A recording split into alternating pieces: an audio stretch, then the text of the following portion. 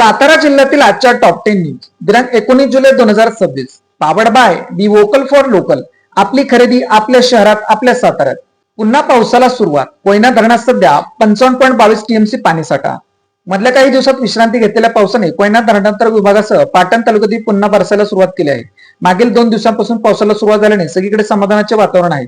सध्या कोयना धरणात उपलब्ध 55.22 टीएमसी तर उपयुक्त 50.11 टीएमसी साठा उपलब्ध आहे. 1 जून पासून आतापर्यंतचा पाऊस कोयना 1780 मिलीमीटर, नवजात 2054 मिलीमीटर, महाबळेश्वर 2483 मिलीमीटर पावसाची नोंद झाली आहे. इंदोली फाटा परिसरात शनिवार मध्यरात्री थरारक घटना. कालगावचे सरपंच सोमनाथ चव्हाण यांच्याकडून व्यावसायिक संतोष गोरप यांच्यावर गोळीबार. पुणे बंगळूर राष्ट्रीय महामार्गावरील कराड शहराजवळील इंदोली फाटा परिसरात शनिवारी मध्यरात्री झालेल्या थरारक घटनेमुळे कराड तालुक्यासह संपूर्ण परिसरात खळबळ उडाली आहे.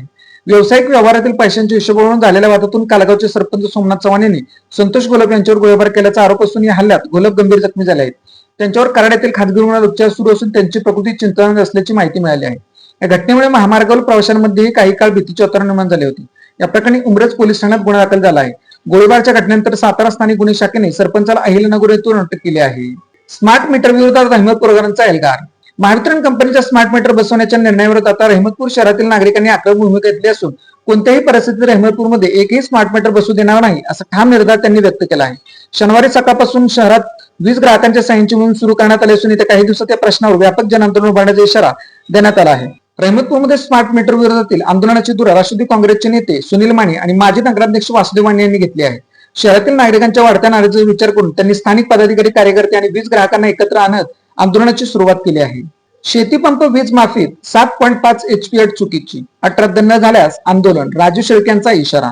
राज्य शासनाने शेतीपंपांच्या थकीत वीज बिल माफीची घोषणा करून राज्यातील शेतकऱ्यांमध्ये आशा निर्माण केली, परंतु 7.5 HP पर्यंतच्या शेतीपंपांना लाभ देण्याची अट घालून लाखो शेतकऱ्यांना अन्याय करण्याचा प्रयत्न झाला आहे. शासनाने ही अट तात्काळ मागे घ्यावी आणि सर्व पात्र शेतीपंप धारकांना समान लाभ द्यावा, अन्यथा महाराष्ट्रातील 7.5 HP पेक्षा जास्त क्षमतेचे शेतीपंप धारक शेतकरी असहकार आंदोलन स्वीकारून वीज बिल भरण्यास नकार देतील, असा इशारा स्वाभिमानी शेतकरी संघटनेचे जिल्हाध्यक्ष राजू शेळके यांनी दिला आहे.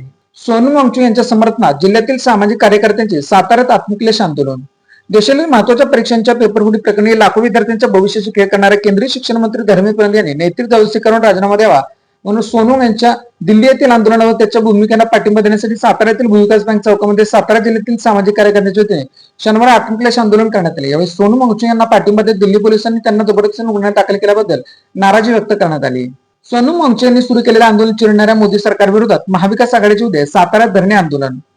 विद्यार्थ्यांच्या भविष्याशी संबंधित मागण्यांसाठी जंतर मंतर येथे सामाजिक कार्यकर्ते सोनू वांगचुक यांनी सुरू केलेल्या आंदोलन चिरडणाऱ्या मोदी सरकार विरोधात साताऱ्यातील महाविकास आघाडी पदाधिकारी आंदोलनाला नैतिक पाठिंबा जाहीर केला आहे. यासाठी सोमवार दिनांक 20 जुलै रोजी सकाळी 10 ते दुपारी 2 या वेळेस जिल्हाधिकारी कार्यालयासमोर शांततापूर्ण धरणे आंदोलन करण्यात येणार आहे. केंद्रीय शिक्षण मंत्री धर्मेंद्र प्रधान व राज्याचे शिक्षण मंत्री दादा भुसे यांच्या राजीनाम्याची मागणी तसेच नीट प्रकरणी आत्महत्या केलेल्या 30 विद्यार्थ्यांच्या कुटुंबांना भरीव मदत मिळण्याबाबतची मागणी यावेळी करण्यात येणार आहे.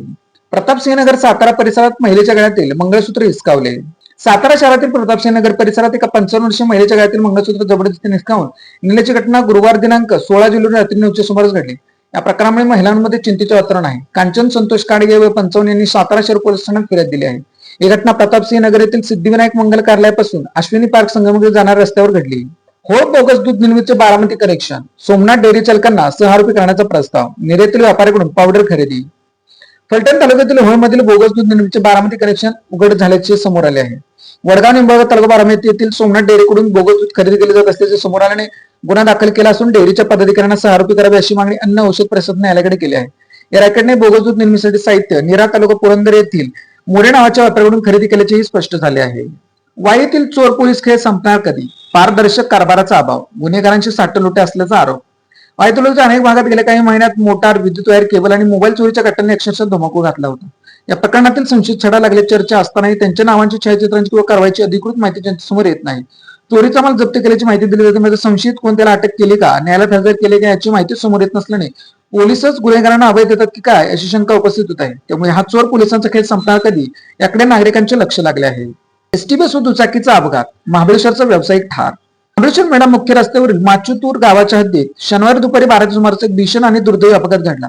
महाबळेश्वरकडून साताऱ्याकडे जाणारी एसटी बस आणि समोरून या दुचाकीची समोर जोरदार धडक झाली.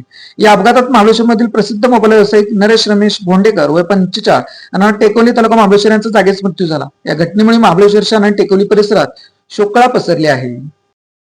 शेअर करा.